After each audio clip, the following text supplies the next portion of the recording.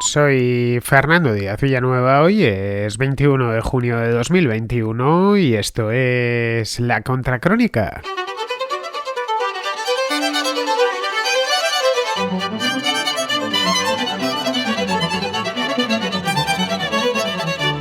Ebrahim Raisi, un juez iraní de la línea dura, bueno, tan juez como que es el presidente del Tribunal Supremo de aquel país, ganó las elecciones presidenciales de Irán celebradas este viernes. Raisi consolida así la tendencia conservadora en la política iraní, mientras el país intenta reeditar un acuerdo nuclear con la comunidad internacional que le liberaría, de llegar de nuevo a ese acuerdo, de algunas sanciones estadounidenses. Ebrahim Raisi recibió casi 18 millones de votos, aproximadamente el 62% de los votos emitidos. Su principal rival, el reformista Abdol Nasser Hemati, que era el único candidato moderado que aspiraba a la presidencia, quedó tercero con el 8,3% de los votos. Para oficializar la victoria, el actual presidente de Irán, que se llama Hassan Rouhani, visitó a Raisi el sábado, unas horas después de concluido el recuento. Raisi se encuentra actualmente sancionado por Estados Unidos, a título personal, eso sí, desde hace un par de años, y es uno de los que criticó el acercamiento de su predecesor, de Rouhani, hacia los países occidentales. Pero ahora, ya como presidente, se verá obligado a hacer lo propio si quiere levantar una economía que se encuentra muy mal. La economía iraní hoy por hoy se encuentra en la unidad de cuidados intensivos desde hace ya por lo menos 3 años, más de 3 años. Su victoria es, de cualquier modo, el resultado de una participación bajísima, inferior al 50%, lo tengo aquí, el 48,7% concretamente, y el reflejo de las profundas divisiones que hay en la sociedad iraní, un sistema político en el que apenas cabe la disidencia y en el que no hay opciones reales a la hora de votar. Se vota esencialmente, aunque haya distintos partidos, básicamente por lo mismo. Millones de iraníes se quedaron en casa, en parte para protestar por las maniobras del propio régimen para decantar las elecciones a favor de Raisi, antes incluso de que se llegase a las elecciones. En las semanas previas a la votación, el organismo de supervisión electoral del país había inhabilitado, a petición de las más altas instancias de la revolución, a prácticamente todos los candidatos no conservadores. Esta es la realidad. Los votos nulos además representaron alrededor del 14% del escrutinio total, lo que convierte, mirando los datos, convierte el voto nulo en el segundo partido del país. Los resultados también reflejan la apatía de los votantes iraníes hacia los candidatos reformistas y moderados. Realmente solo había uno de los 4 que se batían por la presidencia. Muchos iraníes han perdido ya toda esperanza de reforma y ven como el régimen de los ayatolás, que acaba de cumplir 4 décadas, las cumplió en el año 2019, se cierra sobre sí mismo y se dispone a resistir con la vieja guardia al mando.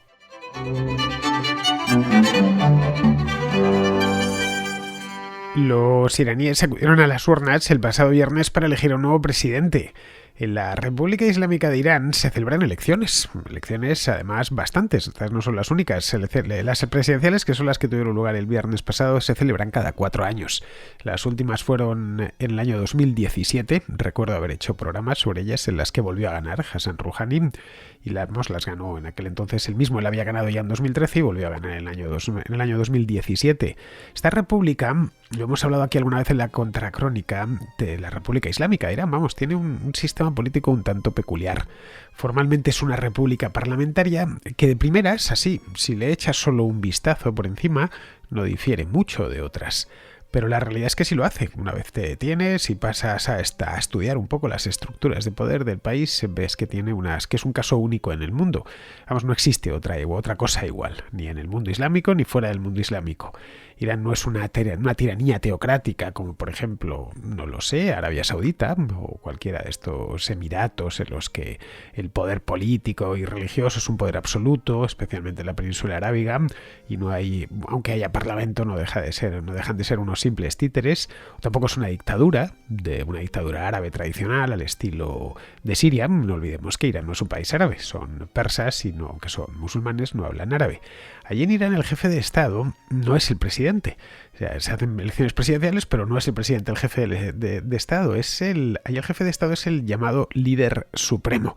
Lo habréis escuchado alguna vez, que ejerce también de máxima autoridad religiosa. El jefe del Estado sería algo parecido a un emperador, ¿no? Un emperador que además sería un emperador romano, ¿no? Que sería el sumo pontífice también. De él dependen del líder supremo las fuerzas armadas, lo cual ya es decir mucho en un país como Irán. Depende también todo el sistema judicial y depende de la televisión. Sí, la televisión. A mí cuando lo leí me pareció sorprendente porque la están poniendo a la misma altura que el ejército o que los jueces. Solo ha habido 2 líderes supremos en lo que va de revolución. Son 40 años, 42 años exactamente. La revolución iraní se produjo en 1979. El primero fue el padre de esa revolución, el ayatolá Ruhollah Khomeini, fue desde 1979 hasta 1989, que es cuando murió. Ya cuando al morir Khomeini, pues llegó el actual, que se llama Ali Khamenei, y desde entonces es el líder supremo. Al líder supremo os preguntaréis quién le elige. Bueno, pues le elige la llamada Asamblea de Expertos, porque digo que tienen un montón de instituciones un tanto extrañas y que son privativas de la República de Irán. La Asamblea de Expertos está formada actualmente por 88 individuos, expertos, se entiende, elegidos por el pueblo por un mandato de 8 años.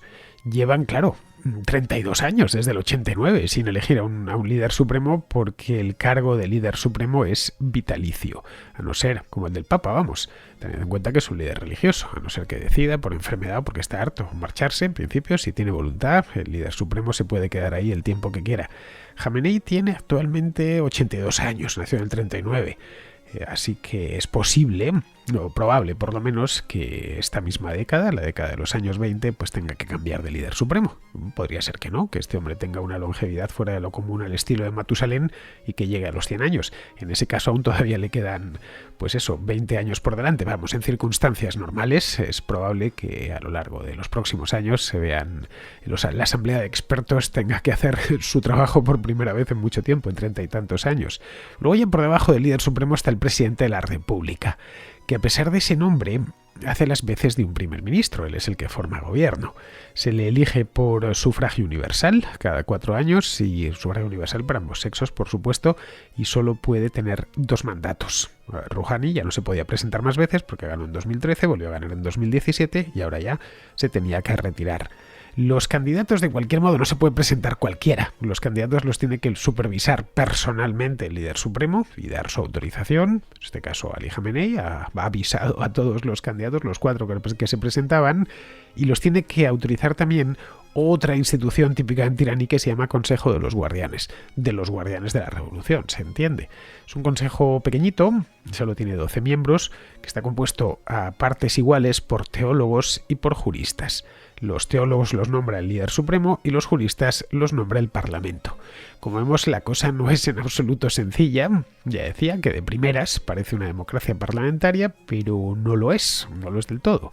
Hay una serie de seguros y reaseguros que evitan, por ejemplo, que la revolución islámica del 79 pueda revertirse. De hecho, está todo perfectamente cerrado para que gobierne quien gobierne, pues sea poco menos que imposible. Podría revertirse quizá desde muy arriba, si al liderazgo supremo llegase un reformista convencido, pero eso hoy por hoy es poco probable, y me da la impresión que, teniendo en cuenta quién nombra al líder supremo, pues es también poco probable en el futuro.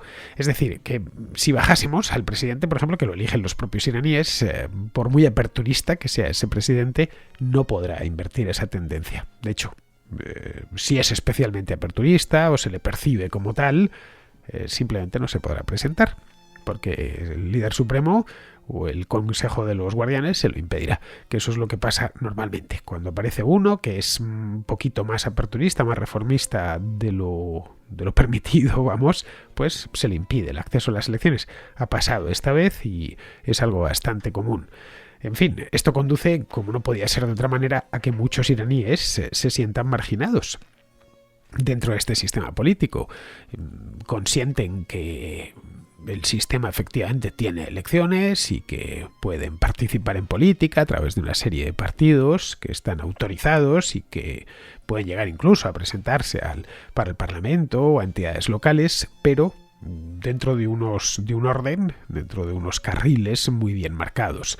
No hay posibilidad de ir contra eso. Podremos pensar, bueno, pero eso sucede en cualquier democracia. No es cierto. En España, por ejemplo, es una monarquía, pero se puede ser republicano sin problema y llegar a presidente del gobierno, a primer ministro siendo republicano.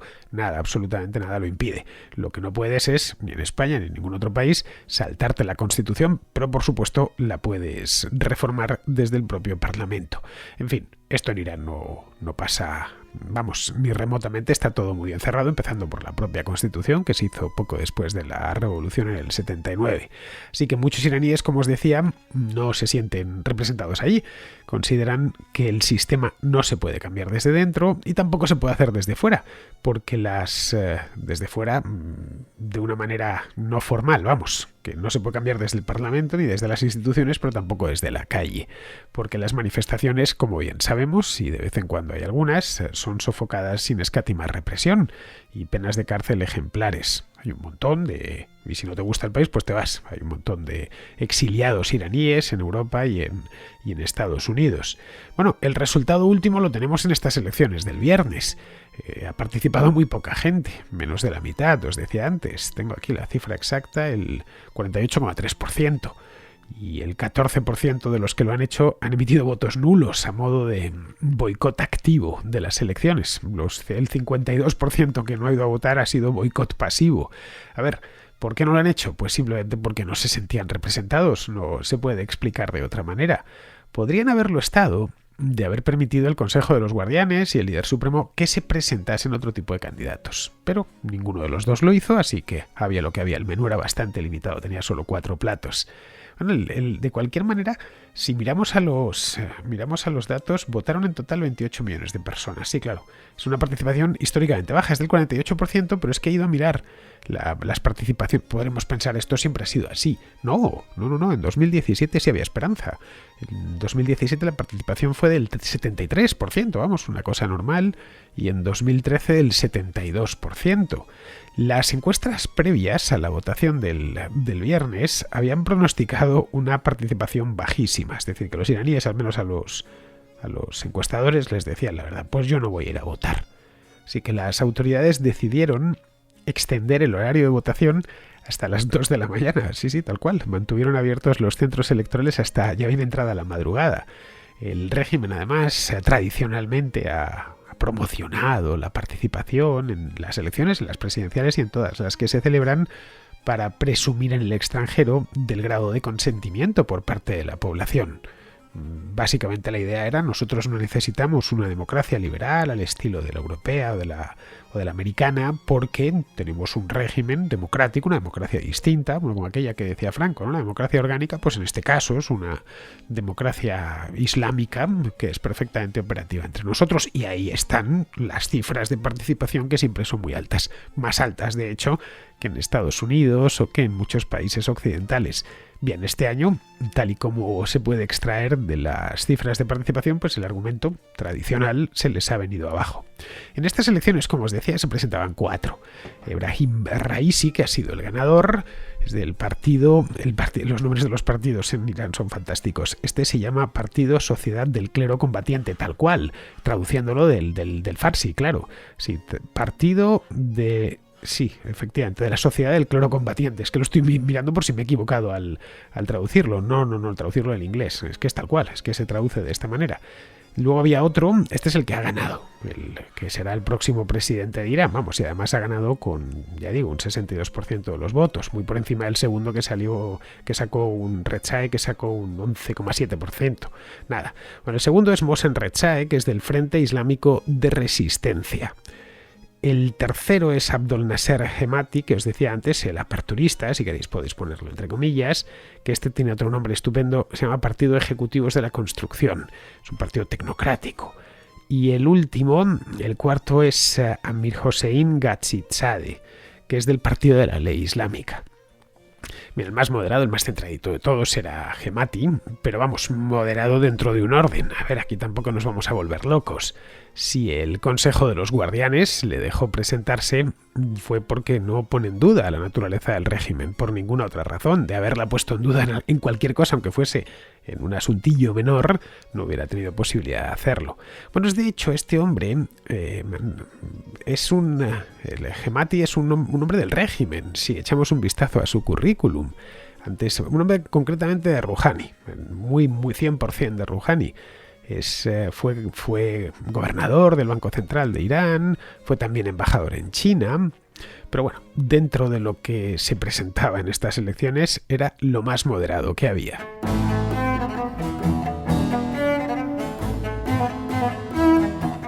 Los otros dos, Mohsen Rezae y Amir Hossein Ghazizadeh, caray, qué difíciles de leer son estos nombres iraníes. Bueno, estos son o muy conservadores o directamente fundamentalistas, como es el caso de Ghazizadeh.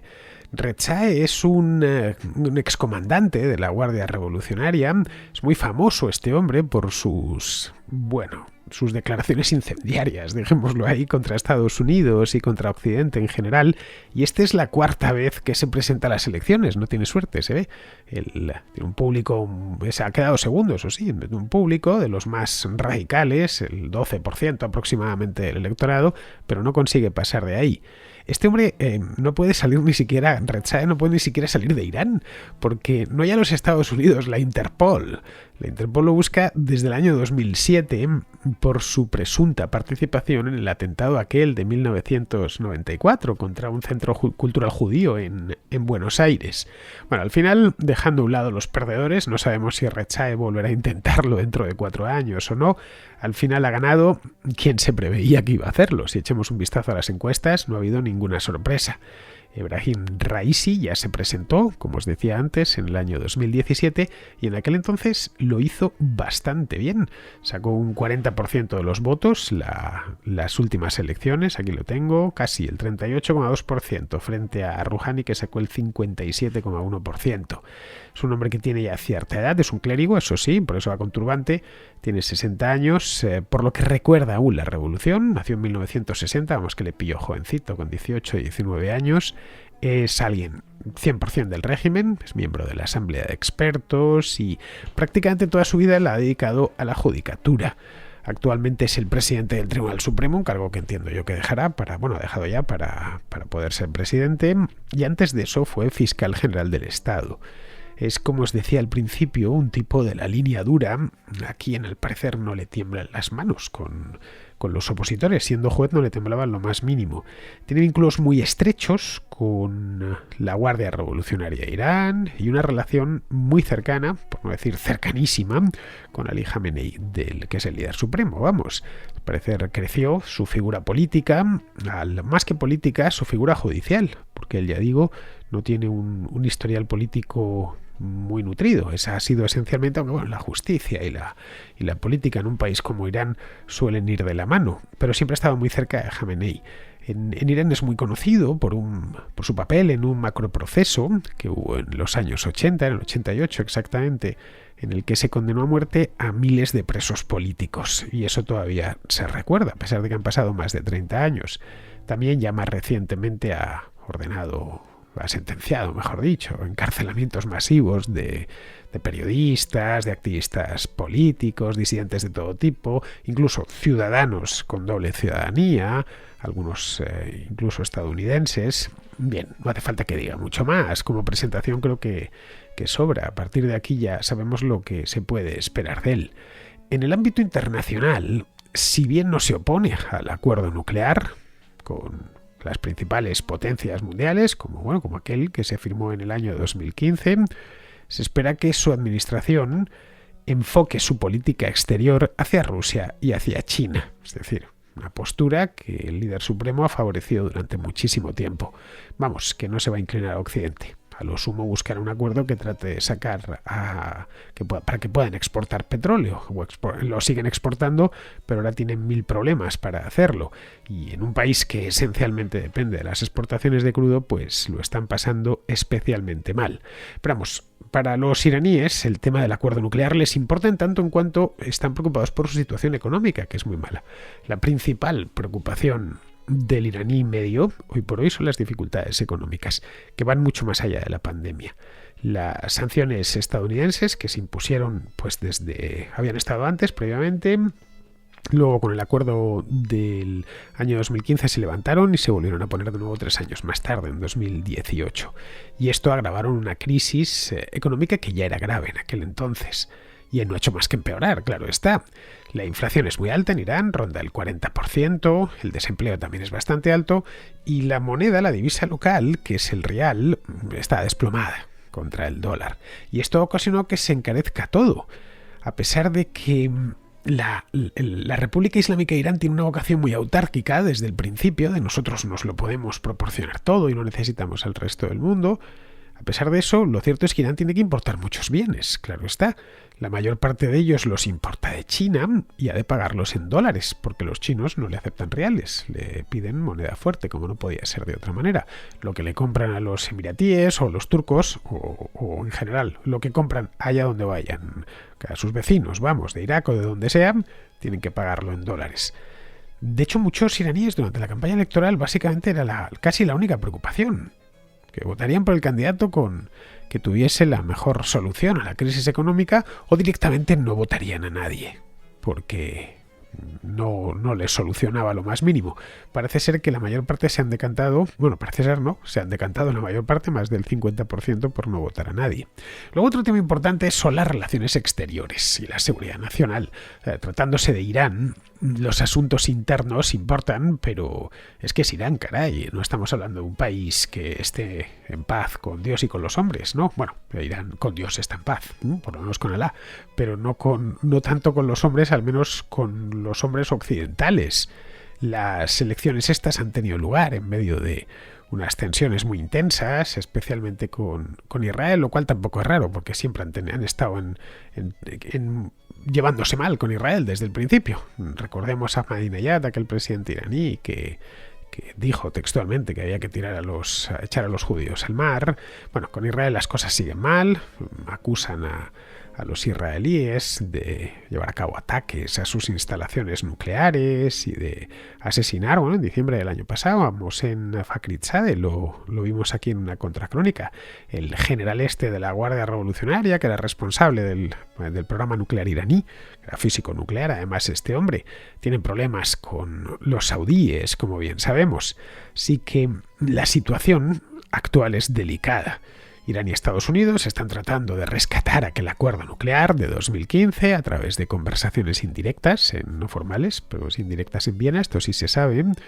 Muchos iraníes esperan que el acuerdo se rehaga cuanto antes y que eso permita que la economía levante de una vez cabeza. El PIB, de hecho, en Irán no crece desde 2017. Y fue el año que llegó Donald Trump al poder y tiró a la basura el acuerdo que había firmado Obama un par de años antes, y que permitió, entre otras cosas, que en el año 2016 la economía iraní se disparase. Venía de unos años muy malos también, de sanciones, pues ese año creció, lo he ido a mirar, sabía que había crecido mucho, pero no recordaba la cifra exacta. Creció de golpe en 2016 la economía iraní sin sanciones un 14% en un año. Luego, para colmo de males, les ha llegado pues lo que nos ha llegado a todos. Les ha llegado la pandemia de COVID-19. Irán, de hecho, fue el primer país de Oriente Medio que se vio gravemente afectado por esta pandemia. El número oficial de infectados supera los 3 millones, una población de aproximadamente unos 82 millones de habitantes, y ha causado ya casi 83.000 muertos. El país ha tenido 4 olas, las he estado mirando, la primera entre marzo y mayo, que fue suavecita, la segunda entre junio y agosto, la tercera, que fue la peor de todas, entre septiembre y diciembre, y la cuarta, que acaban de cerrarla, entre abril y mayo. Luego, tienen el problema de que la vacunación allí va extremadamente lenta. Solo el 4,7% de la población ha recibido la primera dosis de la vacuna. Al principio se unieron al programa COVAX, que está patrocinado por la OMS, pero han recibido muy pocas, porque hay mucha gente del tercer mundo, muchos países pidiendo vacunas y pocas disponibles. Así que los científicos locales de una empresa farmacéutica estatal, iraní, han estado desarrollando su propia vacuna, que la han llamado Coviran Barakat, que fue aprobada de urgencia el mes pasado. Hicieron unos estudios dentro de Irán, rápidos, unos ensayos, y al final pues la han sacado adelante. Está ya administrándose en Irán, pero porque solo está aprobada allí, no se puede administrar en ningún otro país del mundo. No sabemos muy bien qué niveles de eficacia tendrá la Coviran Barakat, porque solo la han testado en Irán, así que no sabemos si es más efectiva, menos efectiva. De cualquier modo, en el caso, partiendo de que es medianamente efectiva, es decir, que realmente inmuniza a quien se la administran, al ritmo actual de vacunación, que es muy, muy pequeño, está restringido además por la capacidad de la industria farmacéutica iraní de producción de vacunas, el país no alcanzará la inmunidad de grupo, como siendo optimistas hasta bien entrado 2022 y siendo realistas más tarde, hasta el año 2023, a no ser que lo enfoquen todo a producir vacunas. Claro, como es lógico, no pueden ni plantearse comprar vacunas estadounidenses o occidentales, ya que las divisas son escasas. Tienen problemas para importar otras cosas, pues imagínense vacunas. Que en el resto del mundo la verdad es que lo único que interesa de Irán es que se avenga a firmar ese acuerdo. No por nada, sino para que pueda fluir de nuevo crudo iraní hacia los mercados. Algo que ahora, con el petróleo subiendo de precio, pues la verdad es que vendría muy bien, porque colocaría millones de barriles todos los días nuevos en el mercado. Bien, ahí el presidente, sea quien sea, se llame Rouhani o se llame Raisi, tiene poca influencia. La política exterior de Irán siempre, desde hace 4 décadas, ha venido marcada por el líder supremo. Para el caso, por Ali Khamenei, y no tanto por el gobierno. Pero lo que sí tiene el gobierno, el presidente, vamos, lo que sí tiene es la capacidad de modular el tono, al menos, de las relaciones internacionales, e influir en el líder supremo, claro está. Vemos cómo modulaba el tono Ahmadinejad hace 15 años y cómo Rouhani fue mucho más conciliador. Bien, esto es lo que sucedió, que el cambio de Ahmadinejad a Rouhani se notó muchísimo a partir de 2013, cuando Rouhani ganó por primera vez, insistió en destensar las relaciones con Occidente y a los 2 años firmaron el famoso acuerdo nuclear. Joe Biden ha dejado clarísimo que quiere volver a hacer un trato con los iraníes, pero claro, ahora todos temen en Estados Unidos y en Europa que la elección de Raisi sea un problema. Aún así, Khamenei está apoyando las conversaciones en Viena, porque de lo contrario no se estaría celebrando. Y además en el debate presidencial que dieron por la televisión ahí en Irán, el propio Raisi dijo que sí que estaba dispuesto a hacer que Irán volviese a este acuerdo. Siempre, eso sí, que no interfiriese a los intereses de Irán, claro está. Claro, por intereses de Irán, dicho en labios de este hombre, pues hay que entender sus intereses privados y los de la ala dura del régimen.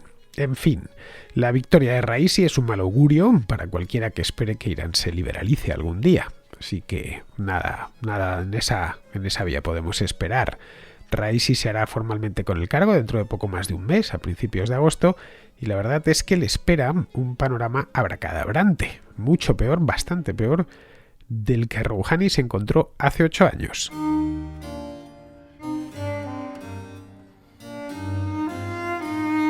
Vamos con la contrarréplica. Tengo varios mensajes sobre el tema este que traté con Benito Arduñada, sobre la selectividad de la universidad la semana pasada, así que los voy a pasar juntos. Vamos a escuchar por este orden a Francisco, luego a Maite y ya finalmente a Miguel. Quería aportar un punto de vista diferente sobre el tema de la selectividad y los institutos públicos y privados. Creo que no habéis tenido en cuenta que cierto sesgo de supervivencia. Es decir, la asistencia que tienen los alumnos en la privada es mayor que en la pública. ¿Esto qué quiere decir? Pues es mayor la asistencia que tienen por parte de los profesores y es mayor la asistencia que tienen por parte de las familias, es decir, les ayuda más.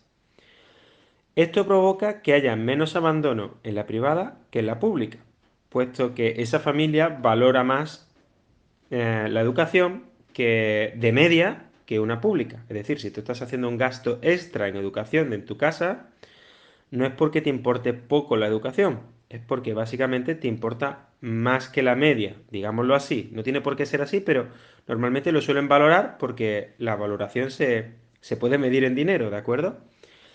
Y luego además los profesores de la privada tienen incentivos para ayudar a los alumnos a pasar de curso, no solamente pasar de curso, sino luego que tengan buenos resultados, puesto que su puesto de trabajo y su valoración como profesores está hecho económicamente. Y si pues tus alumnos tienen un 10 en tu asignatura y luego llegan a la asistencia y tienen un 3, pues tu colegio podría tomar medidas contra ti en el sentido de que eres poco efectivo y lo que estás haciendo es inflar las notas.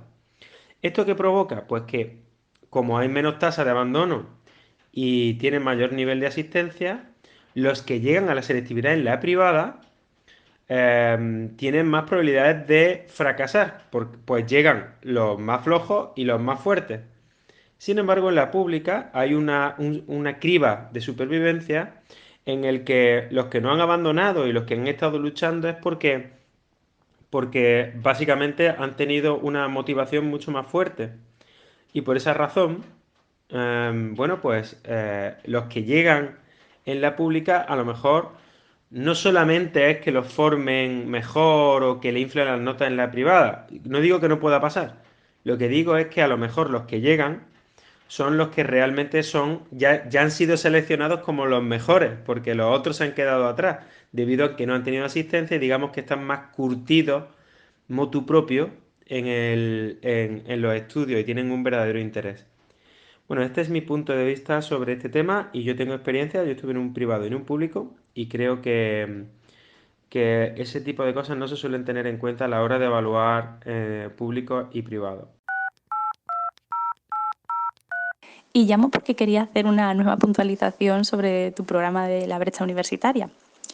Comentabais, Benito Arruñada y tú, que el hecho de que un alumno pueda estar sobrevalorado, sea porque le han hinchado las notas en bachillerato o porque vive en una comunidad autónoma cuya prueba BAU es más fácil, puede derivar en una dificultad del alumno para sacar adelante la carrera. Y creo que esto es un error, porque no siempre las carreras con una nota de corte más alta son las carreras más difíciles. A veces sí, como es el caso de medicina, que lo pusisteis como ejemplo y es el ejemplo más mencionado siempre cuando hablamos de este tema, pero no podemos olvidar que la nota no es más que una cuestión de número de plazas ofertadas con respecto a la demanda de alumnos que quieren acceder a esta carrera, por lo que nos vamos a encontrar con carreras bastante accesibles, como puede ser, por ejemplo, comunicación audiovisual, con notas altísimas por el hecho de que se ofertan menos plazas en relación a los alumnos que quieren cursarla. Plazas que además no se corresponden para nada con las necesidades del mercado laboral, como en el caso mencionado de medicina, que al menos en mi comunidad autónoma hacen falta médicos. Pero bueno, eso ya sería tema para otro debate. Nada, eso es todo. El resto creo que ya lo han mencionado otros contraescuchas. Un saludo y gracias por ofrecernos tanto contenido y de tan alta calidad. Buenos días, Fernando, contraescuchas. Bien, me vais a permitir que pueda participar en este estupendo foro que es los contraescuchas, ¿no? Escuché a Nerea ayer, justo pues que yo comenté la selectividad, y la verdad es que lleva mucha razón, o sea que creo con sinceridad que es así, puede ser así en algunas ocasiones, ¿no? Aún así, hombre, como profesor de la enseñanza pública, también creo considerar que sí nos da, que no nos da igual, ¿no? Las notas, los EBAUs, y procuramos en la medida de lo posible dar ese nivel que también se lo dan los colegios que no son de la enseñanza pública, ¿no? Por lo tanto, bueno, pues, en fin, no digo que sea lo mejor, pero lo más importante, pero no cabe duda que, no sé, creo que es un poco injusto pensar que como estamos en la enseñanza pública, pues ya nos da igual todo, ¿no? Pues no, aunque hayamos sacado esas oposiciones y eso, pues puedo dar fe de mis compañeros que trabajan y que procuran pues hacer las cosas lo mejor posible, ¿no? Lo que está claro es que estamos en un momento de cambio. Siempre se ha dicho que la enseñanza está de cambio, ¿no? Pero bueno, las medidas actuales y tal, pues hay muchos compañeros que piensan bueno, que no es lo mejor el que haya suspensos para pasar, otros piensan que bueno, las competencias son importantes.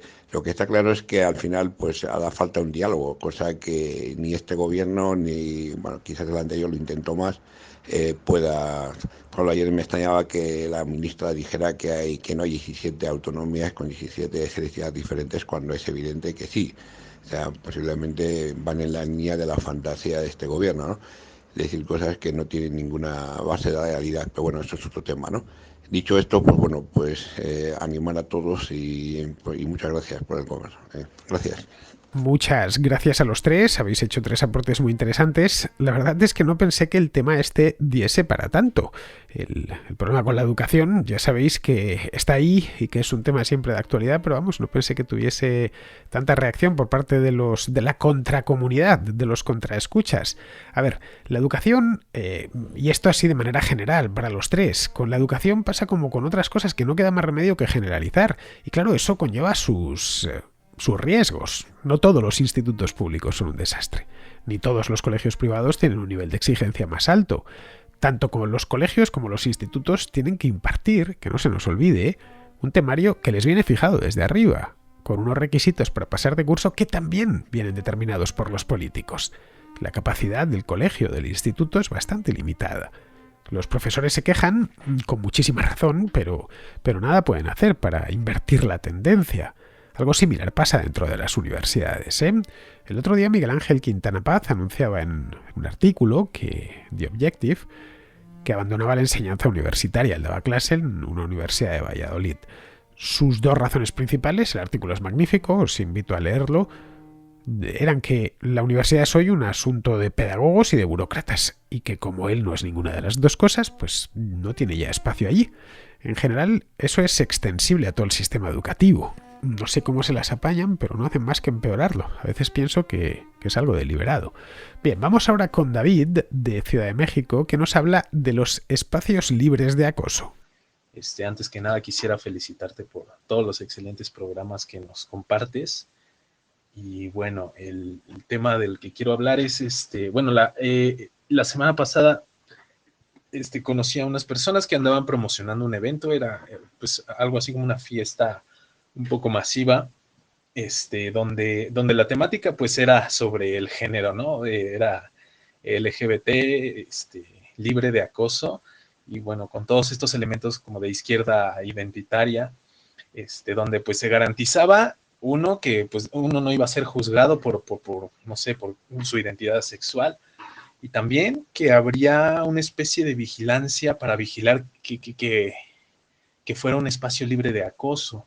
Esto me llamó mucho la atención porque hace no me acuerdo cuántos años, pocos, pero ya lo había escuchado. En una de tus conferencias mencionaste que esta propuesta ya estaba, y no me acuerdo si era en Estados Unidos o en España, pero una hipótesis que yo tuve en ese momento era que esto no tardaría cierto tiempo en llegar a otros países, sobre todo países de tercer mundo, porque lo que yo he venido viendo es que este tipo de patrones sociales y políticos descienden como si se tratara de una cascada de ideología donde pues se gesta en grandes esferas políticas mundiales y cae hasta países de tercer mundo a final de cuentas.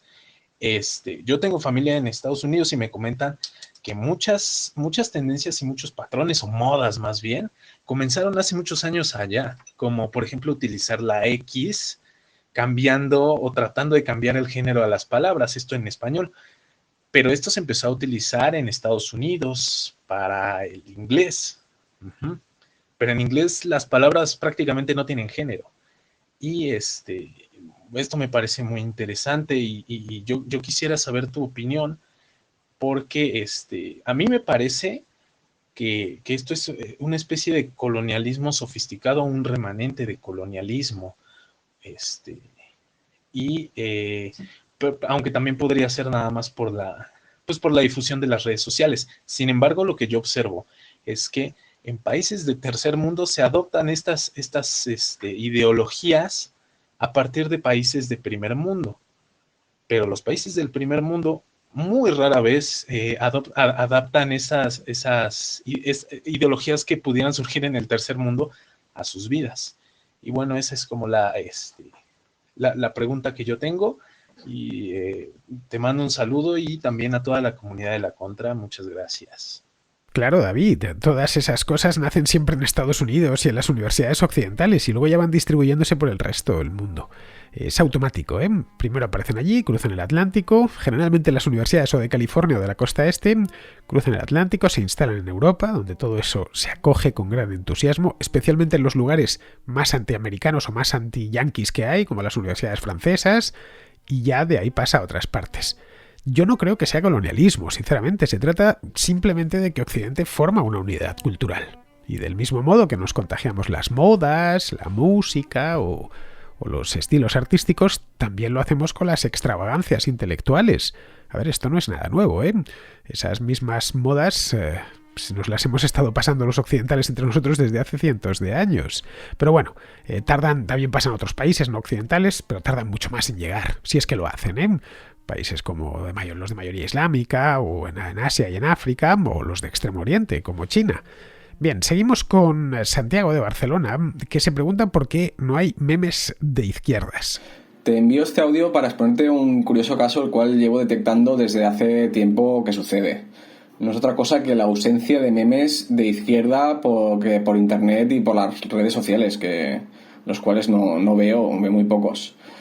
Antes que nada, para el que no sepa lo que es un meme, te extraigo la definición que aparece en la Wikipedia, la cual considero bastante acertada. Un meme es un texto, imagen, vídeo u otro elemento que se difunde rápidamente por internet y que a menudo se modifica con fines humorísticos. Pues bien, como te comentaba, me resulta muy curioso la gran cantidad de memes de derecha ridiculizando las políticas de izquierdas que circulan por la red, pero en cambio, al contrario, no sucede del mismo modo.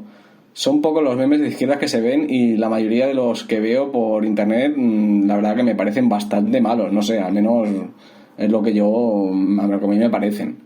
Incluso existe un meme el cual he visto que se usa para responder los memes de izquierda, el cual reza un left can't meme, que en español vendría a ser algo como la izquierda no puede hacer memes. Te lo envío para que lo veas. No sé, me gustaría saber tu opinión al respecto sobre este asunto y por qué se da esta situación. Más teniendo en cuenta que la mayoría del mundo artístico y humorístico de este país se conoce que mayoritariamente son de izquierdas. Y nada, un saludo y felicidades por el programa. A la izquierda, por lo menos a la nueva, nunca se le dio bien del todo el meme, porque claro, implica el uso de humor, y una de las cosas que ha traído esta izquierda identitaria es la condena sin ambajes al humor, ya que temen ofender a alguien. Eso ha dejado el campo del humor abonado a la derecha. Si te fijas, la mayor parte de los humoristas de izquierda en España, los populares, los de Buenismo Bien, Bob Pop y compañía, no tienen gracia, o yo al menos no se la encuentro. El humor implica transgresión y claro, si transgreden pueden ofender a alguien. Caray, acuérdate la que le armaron a Robert Bodegas, de Pantomima Full, cuando hace unos años hizo aquel chiste de gitanos. Y luego en España se junta otra cosa, otro elemento, y es que están en el poder. Y claro, tampoco pueden hacer chistes contra los poderosos porque los poderosos son los suyos. Así que es un cóctel que ha terminado pues rompiendo en esto que vemos, que están siempre en plan intensos, no les hace gracia nada, se ofenden a la primera y claro, no pueden hacer chistes y cuando los hacen son siempre de las mismas cosas, tipo los curas y cosas así, son chistes muy trillados que apenas hacen gracia porque se han contado 300.000 veces. Pero bueno, vamos a ir terminando, vamos con Pizarro que nos habla de la cumbre de la OTAN. La OTAN se ha convertido en un punto de encuentro entre países con conflictos en donde poder coordinar acciones militares entre varios. Pero al faltar un enemigo inequívoco y común, la alianza se ha ido desquebrajando entre intereses distintos de sus miembros, entre recelos internos por quién paga el tinglao y entre acusaciones duras entre sus miembros. José quiere limar asperezas, tragar con ser de los que pagan lo acordado sin un reproche a los que no lo hacen y tragar con las duras críticas a los Estados Unidos por parte de quienes les necesitan para defenderse. Pero si quiere que la OTAN sea una alianza, necesita que todos en ella perciban al enemigo común como una amenaza real a su supervivencia. Y ni Rusia, ni China, ni el terrorismo, ni los ciberataques son percibidos por todos así, como si lo fueron percibidos los soviéticos.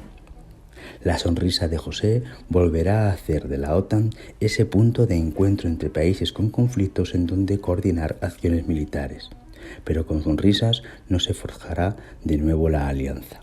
Un cordial saludo de Pizarro. Y con esto, queridos amigos, damos por concluida la contracrónica de hoy, y mañana, que será martes, os invito a regresar por aquí. Hasta mañana, amigos.